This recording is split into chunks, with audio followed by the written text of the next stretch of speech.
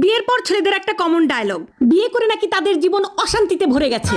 আচ্ছা আমি বলি, কিভাবে অশান্তিতে ভরে গেল তাদের জীবন? সকালবেলা ঘুম থেকে উঠেই তারা নাস্তা রেডি পায়, দুপুরবেলা কি খাবে না খাবে সেটাও বাসা থেকে বউ যত্ন করে বেঁধে দেয়।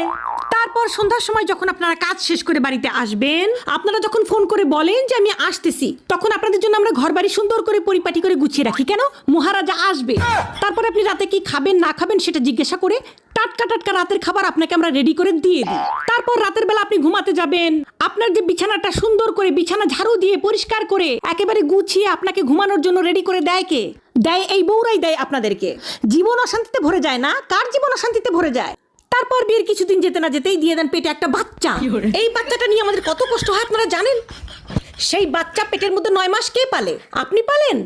আপনারা তো খুব ফুর্তিতে বাচ্চাটা দিয়ে দিয়েছেন, কিন্তু সেই বাচ্চা আমরা পেটের মধ্যে 9 মাস পালি। পেলে সেই বাচ্চাটাকে ছোট থেকে বড় করি আমরা।